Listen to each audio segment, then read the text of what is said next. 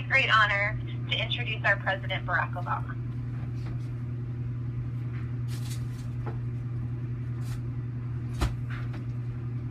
All right, folks, thanks again for joining. The President will be here momentarily. Thank you so much, Anne, for your wonderful remarks. Thank you to David Plouffe for really putting this into perspective for us. Again, if you're just joining, this is the OFA conference call with President Barack Obama. We're just waiting for the President to join, and he'll be joining us momentarily.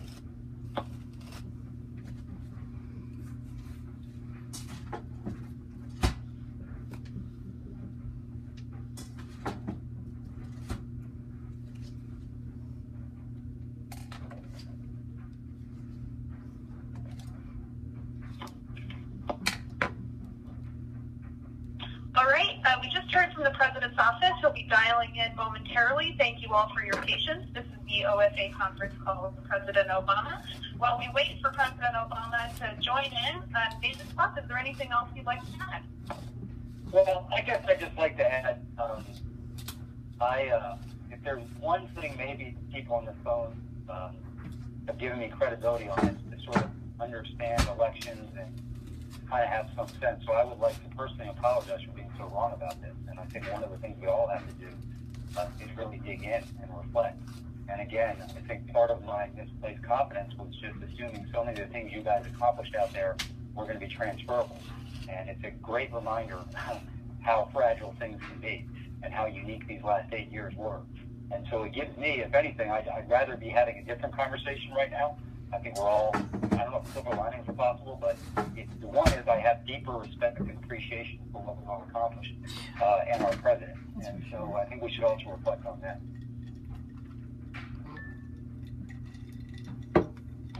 Thank you, David. We're still waiting for the President to join. He should be on momentarily. Thank you all again for joining.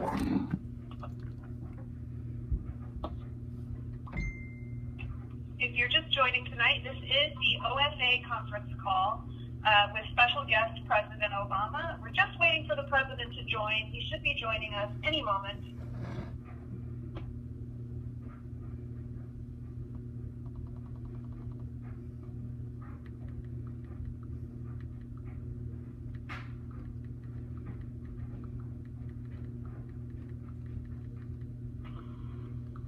Again, thank you all so much for joining. You are in the right place. This is the OFA conference call with President Obama.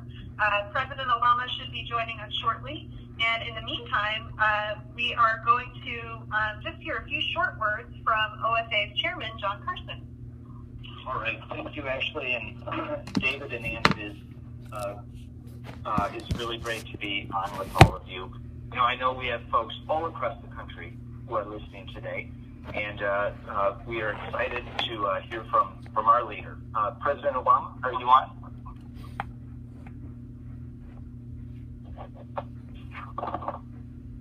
Okay, well, while we're waiting, as I said, there's folks across the country today. I know I'm getting texts as I sit here from folks in places like Florida, North Carolina.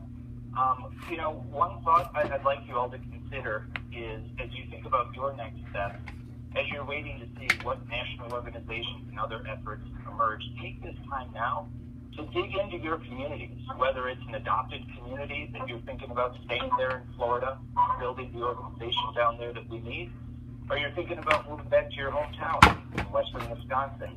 Now's the time to dig into those networks that are already there and think about how you're going to help strengthen them. I know for sure that there are immigrant organizations that could use your help right now as they think about the communities that they're serving and what they're facing.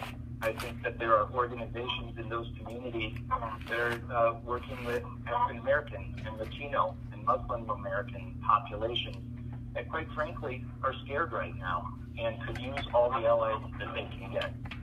I know that there are environmental groups and John Carson, folks. There you are, President Obama. Are you stalling for me? That's just what I was doing. We're here now, so it's all yours. Has Plouffe made any sense? Not at all, sir. That's why we've been waiting for you. All right. Well, listen, everybody. I apologize. My press conference went a little bit long. shockingly, people had a lot of questions for you. I want to get everybody on the phone, first and foremost, just to say thank you. I mean, I could not be prouder of everything that you helped us accomplish. There are people on this phone who joined up on this amazing journey when I was running for Senate. There are people who joined us on our first forays into Iowa back in 2007. And all of you, in all your different ways, have contributed to what has been an amazing run over these last 8 years. For those of you who didn't hear the press conference, basically I just ticked off what we've accomplished in terms of saving the economy, cutting unemployment in half, lowest uninsured in history, income's up, wages up, historic climate deal, all these things. And what I said was that that's the measure of what we worked so hard for, is during our period driving this bus, was the country going to end up in a better place? And it indisputably has. And when we turn over the keys, the country will know it, because we will have the data, the metrics, the measuring sticks to prove that by almost every measure, America's better off than it was. Now, that doesn't mean that we're not all disappointed by what happened last week. I think it's fair to say that your president feels your pain on this one. It doesn't feel good. And in some ways it feels worse because for a lot of us, I think we didn't see it coming. Surprising losses are harder than losses you see.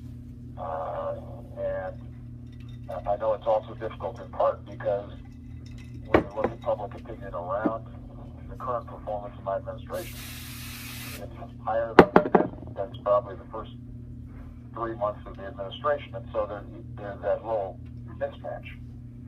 And that also makes it more difficult. But I've always said progress doesn't follow a straight line.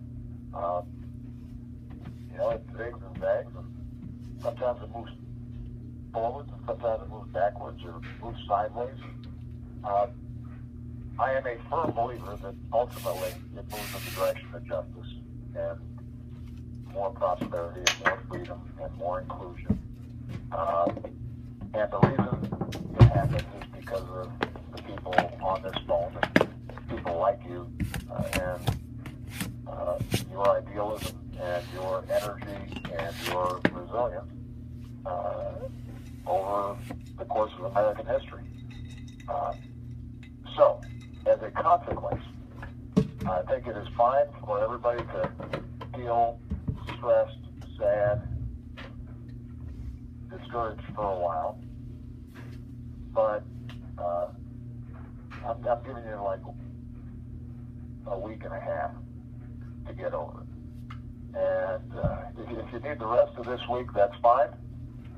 But by next week and Thanksgiving, because you're going to be talking to your family and friends, some of them may even voted the wrong way, and you're in danger of having like some big argument that spoils the whole family get-together, you're going to have to be in a more positive place. And what that means is staying engaged, staying involved, and figuring out how do we move forward, not only to protect what we've accomplished, but also to see this as an opportunity, because a lot of conventional wisdom has been upended. I was asked about this during the press conference. People are going to be asking more questions about how we can organize at a grassroots level. People are going to be asking more questions about how do we communicate our issues more effectively. People are going to be looking at how do you make sure that the work that's done isn't just in Washington or in New York or LA, but in towns, small communities all across the country.